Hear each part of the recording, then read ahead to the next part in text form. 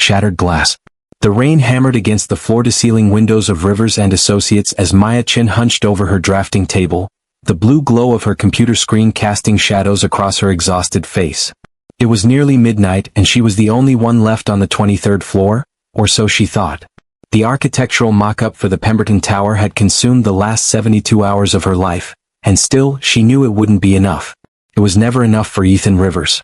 Maya had graduated top of her class from Stanford, had interned with renowned architects in Tokyo and Barcelona, had won awards for her innovative designs. None of that mattered here. For the past 11 months since she joined this prestigious firm, Ethan had made her feel like a first-year student who couldn't draw a straight line. The proportions are wrong, he'd say, barely glancing at weeks of her work. The sustainability metrics are insufficient.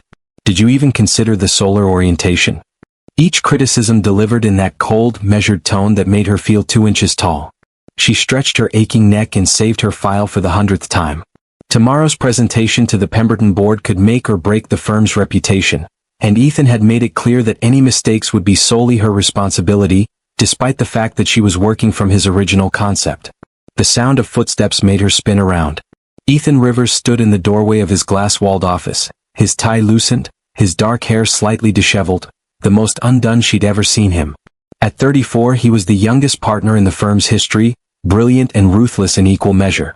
"You're still here?" he said, not quite a question. "Finishing the final renders," Maya replied, turning back to her screen, unwilling to let him see how his mere presence made her pulse quicken with a confusing mix of anxiety and something she refused to name. He walked closer and she caught the faint scent of his cologne mixed with coffee. "Let me see." Maya pulled up the full presentation. For 5 agonizing minutes, Ethan studied each slide, each angle, each calculation. His face remained unreadable, carved from marble. "This is acceptable," he finally said. "Acceptable. Not good, not impressive, not the culmination of 3 days without proper sleep. Acceptable." Something inside Maya cracked. "Acceptable?" she repeated, her voice tight. "Ethan, this design is revolutionary. The cantilever system alone will reduce energy consumption by 40%. The biophilic elements integrate nature into every floor. This isn't just acceptable, it's exceptional, and you know it." His eyes narrowed dangerously. "Are you quite finished?" "No, actually I'm not." The words poured out before she could stop them, fueled by exhaustion and months of suppressed frustration. "For almost a year, you've treated me like I'm incompetent.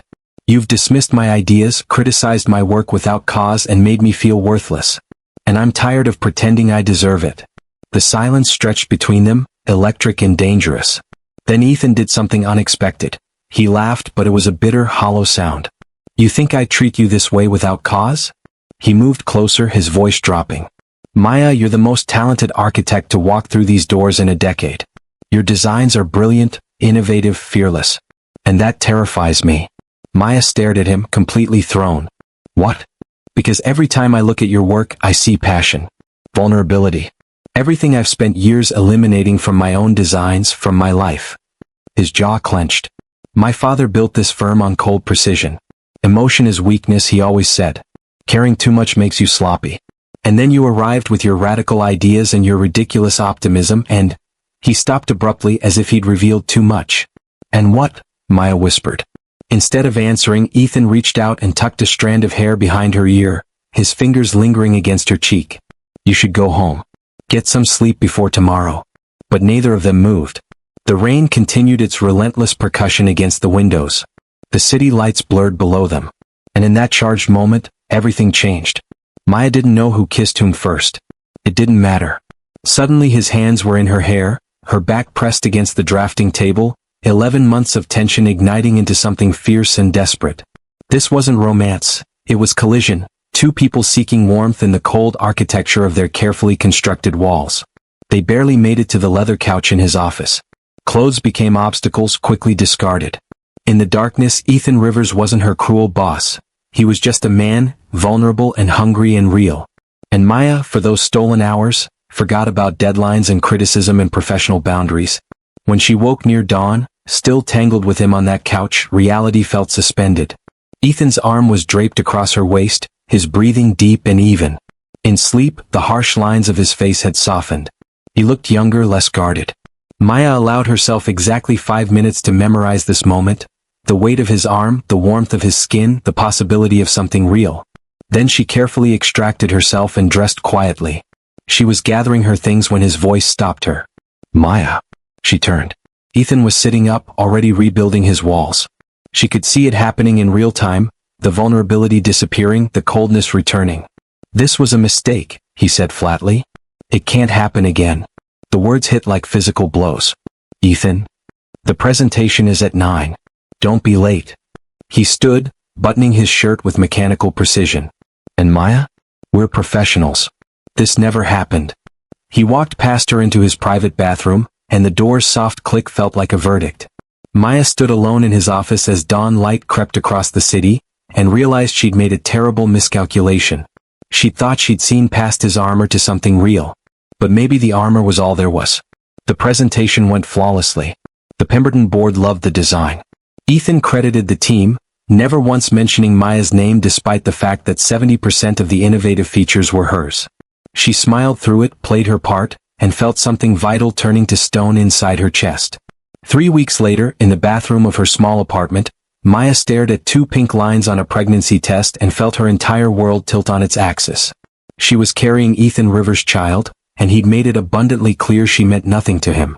Hidden truth. Maya sat on the cold bathroom floor, her back against the tub, staring at the positive pregnancy test until the lines blurred. The tiny apartment she rented in Brooklyn felt even smaller now, the walls pressing in with the weight of impossible decisions. Her phone buzzed. Another email from Ethan requesting revisions on the waterfront project by morning. She deleted it without reading the full message. How could she tell him? The man who had dismissed their night together as a mistake, who treated her with even more coldness now than before, as if proximity might reveal what had happened between them. In the 3 weeks since that night, Ethan had barely looked at her directly, communicating mostly through terse emails and his assistant Sophie. Sophie Martinez was the only bright spot in the entire firm. At 42, she'd been with Rivers and Associates for 15 years and had a reputation for being Ethan's protector and confidant. She was also, Maya had discovered, unexpectedly kind. You look exhausted, Sophie said the next morning, appearing at Maya's desk with a cup of ginger tea. Drink this. It'll help. Maya accepted it gratefully, though the smell made her stomach turn. She'd barely kept down toast that morning, and the fluorescent office lights felt like ice picks behind her eyes. Thank you, Sophie. You're always so thoughtful. Sophie's dark eyes studied her with concern. How long have you been feeling sick? Just a bug, Maya lied quickly. Probably stress from the Henderson Plaza deadline. Sophie didn't sound convinced, but she didn't push. Well, try to take it easy today. And Maya? If you ever need someone to talk to, I'm here. The kindness nearly broke Maya's composure. She nodded, not trusting her voice. But taking it easy wasn't possible. Ethan had assigned her the lead on the Henderson Plaza project, a massive mixed-use development that would normally go to a senior architect. On the surface it looked like a promotion. In reality, Maya suspected it was a setup. The timeline was brutal, the client notoriously difficult, and Ethan had paired her with Derek Vaughn, a senior architect who resented her from the day she was hired. So the golden girl gets the big project, Derek said during their first meeting, his smile not reaching his eyes. Let's see if you can handle it without running to Ethan for help. Maya bit back her response. If only Derek knew that running to Ethan was the last thing she'd ever do. The nausea got worse. Maya kept crackers in her desk drawer and made frequent trips to the bathroom. She scheduled her first prenatal appointment for the following week, paying out of pocket because she couldn't risk anyone in the insurance department asking questions. At night, she lay awake calculating how long she could hide the pregnancy, how much money she needed to save, whether she could find another job before she started showing. Her mother lived 3,000 miles away in Seattle, remarried and busy with Maya's 2 half-siblings. They talked every few weeks, surface-level conversations that never went deeper than weather and work. Maya couldn't imagine calling her now, couldn't bear to hear the disappointment in her voice. She was alone in this. 2 weeks passed in a blur of morning sickness and impossible deadlines. Maya tried 4 times to tell Ethan about the pregnancy. The first attempt, she waited until everyone had left and knocked on his office door. He was on a call with investors in Singapore and waved her away impatiently. The second time, she sent an email requesting a private meeting. He responded by delegating her question to Derek. The third time, she cornered him by the elevators at end of day. Ethan, I need to speak with you. It's important. He glanced at his watch, his face impassive. Submit a meeting request through Sophie. I'm booked solid this week. This can't wait. Everything can wait, Maya. That's what prioritization means. The elevator arrived and he stepped inside without a backward glance. Maya stood there, hand unconsciously moving to her still flat stomach, feeling the sting of tears she refused to shed in public. Sophie found her there 5 minutes later. Honey, what's wrong? Nothing. Everything. I don't know anymore. The words tumbled out before Maya could stop them. Sophie guided her to the empty conference room and closed the door. Talk to me. And Maya, exhausted and scared and so desperately alone, told her everything. About the night with Ethan, about his cold dismissal, about the pregnancy she didn't know how to handle. Sophie listened without judgment, her expression shifting from surprise to sympathy to anger. That man, Sophie said finally, shaking her head. He's so busy protecting himself that he destroys everything good that comes near him. I don't know what to do, Sophie. I need this job, but I can't keep working like this. The stress, the hours. My doctor said it's not good for the baby. Sophie took both of Maya's hands in hers. First, you're not alone anymore. I'm here and I'll help you however I can. Second, you need to tell Ethan. Not because he deserves to know, but because you deserve to stop carrying this secret. He'll think I'm trying to trap him.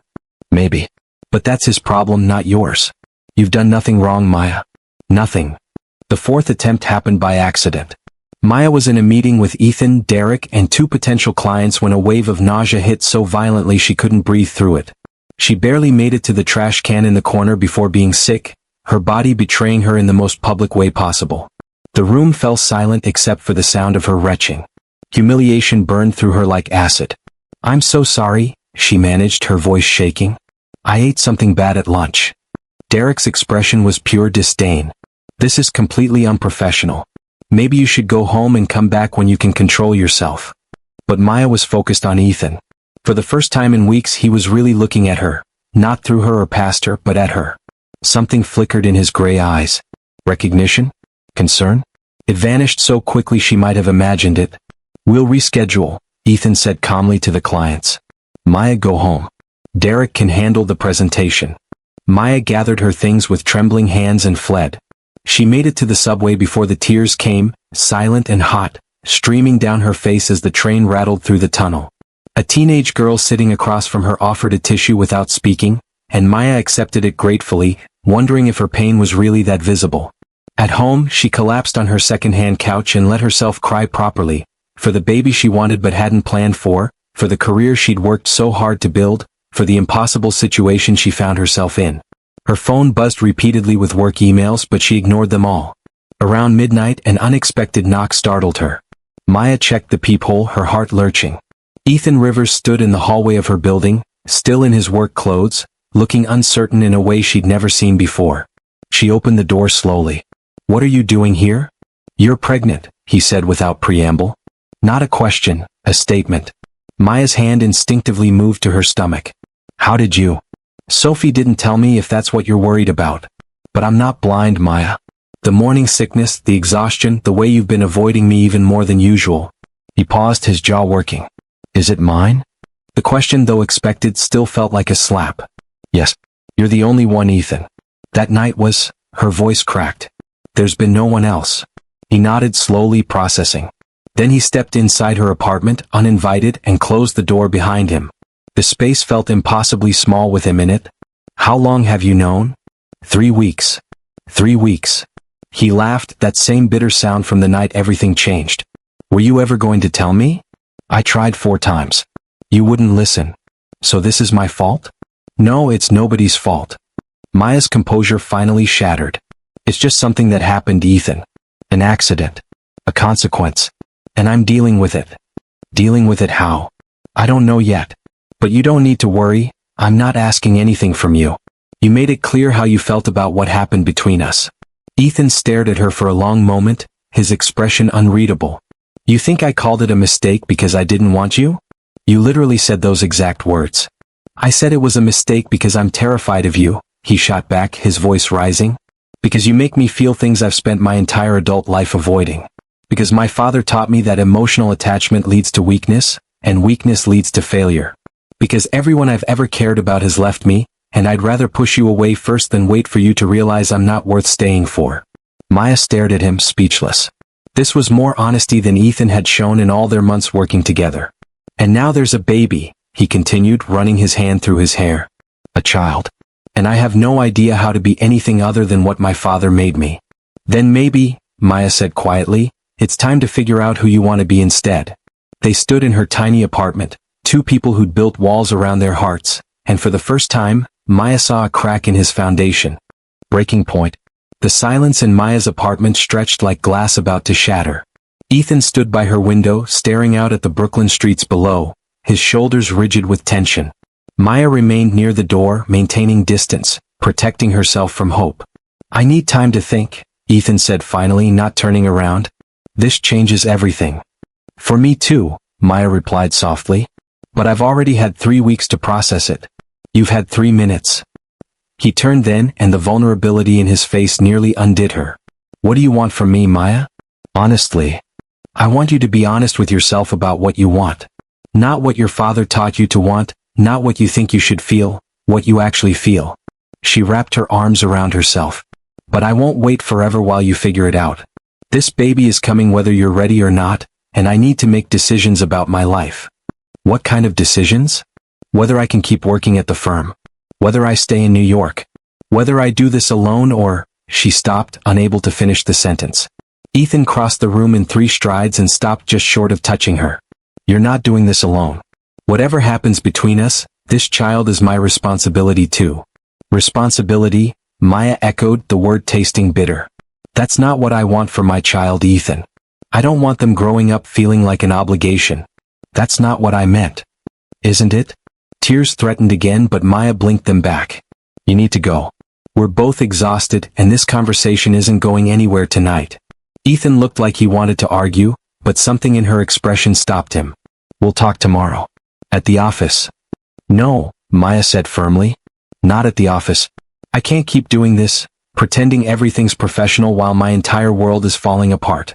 I need space, Ethan. Real space. Maya. Please just go. He left without another word, and Maya locked the door behind him, then slid down to sit against it, finally allowing herself to fall apart completely. The next morning, Maya woke with a clarity born from rock bottom. She couldn't keep working at Rivers and Associates, couldn't keep subjecting herself to Ethan's coldness or the firm's brutal pace. Her baby deserved better. She deserved better. She drafted her resignation letter during the subway ride to Manhattan, fingers flying across her phone screen. 2 weeks' notice, professional and brief, with no explanation beyond pursuing other opportunities. When she arrived at the office, she printed it on the firm's expensive letterhead and placed it on Ethan's desk before he arrived. Then she started packing her personal items. Sophie appeared within minutes. Honey, what are you doing? What I should have done months ago, Maya said, carefully wrapping a framed photo of her architecture class graduation. I resigned. Because of the baby? Because of everything. The baby just made me realize I've been accepting treatment I never deserved. Maya looked at Sophie, this woman who'd shown her more kindness than anyone else in the firm. Thank you for being there for me. It meant more than you know. Sophie pulled her into a fierce hug. You're making the right choice. And Maya? Ethan's going to lose his mind when he sees that letter. That's not my problem anymore. But Sophie was right. 20 minutes later, Ethan stormed out of his office, resignation letter crumpled in his fist. My office. Now. I don't work for you anymore, Maya said calmly, continuing to pack.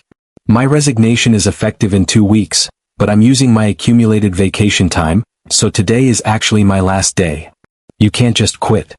I can and I am. Because of last night? Because I needed time to process. Maya finally looked at him directly. Because I'm tired, Ethan. Tired of being treated like I'm not good enough. Tired of walking on eggshells. Tired of pretending that what happened between us didn't matter. I deserve better than this, and so does our child. The entire office had gone quiet, everyone pretending not to watch the drama unfolding.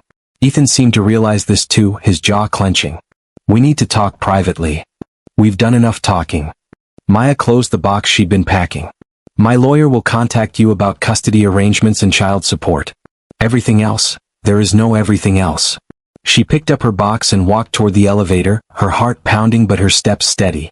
Behind her, she heard Sophie say quietly, Let her go, Ethan. You've done enough damage. The elevator doors closed on Ethan's stricken face, and Maya finally let herself breathe. 3 days passed.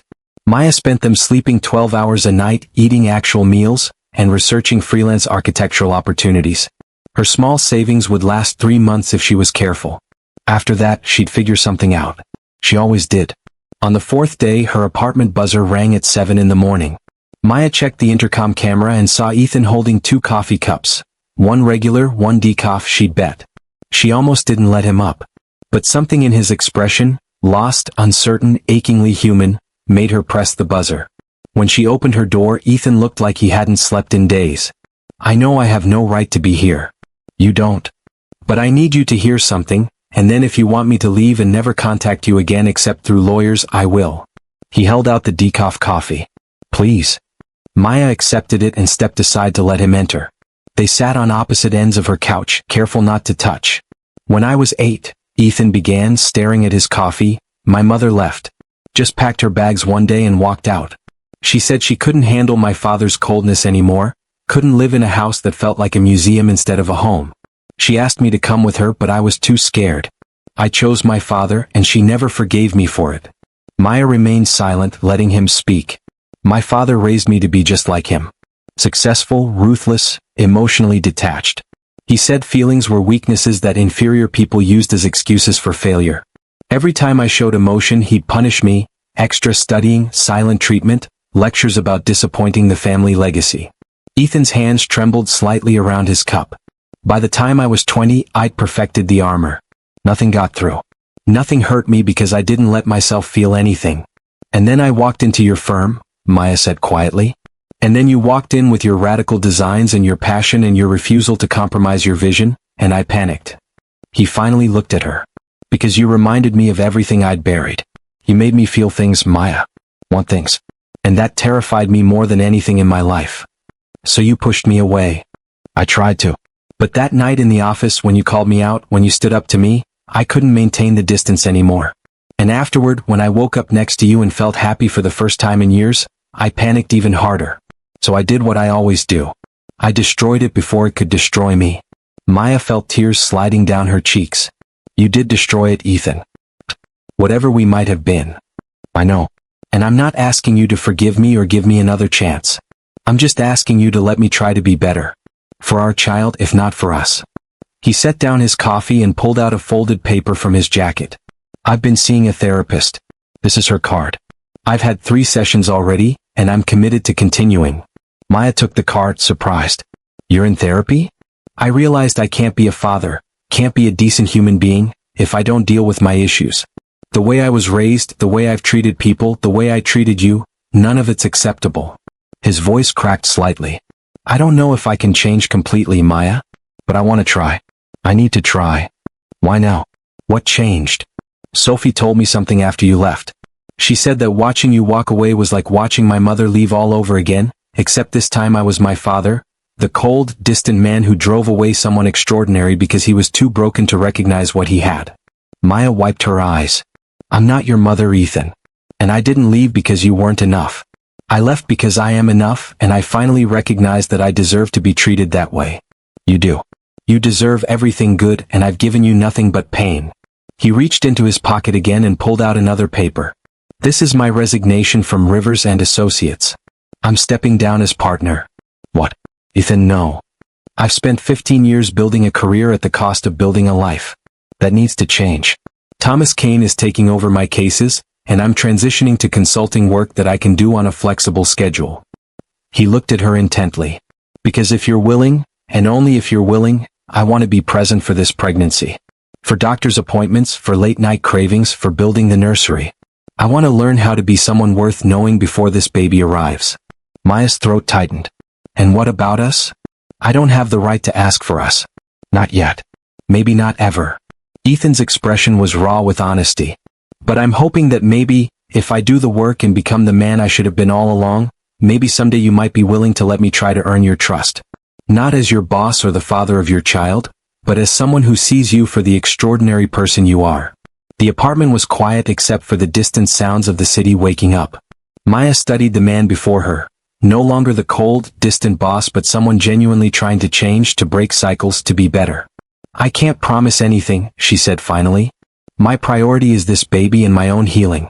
But if you're serious about therapy, about changing, about being present, we can start there.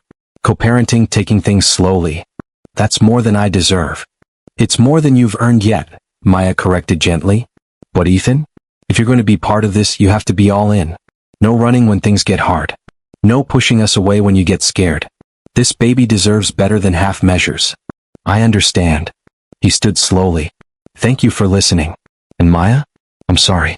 For everything. Those words don't fix anything, but I need you to hear them.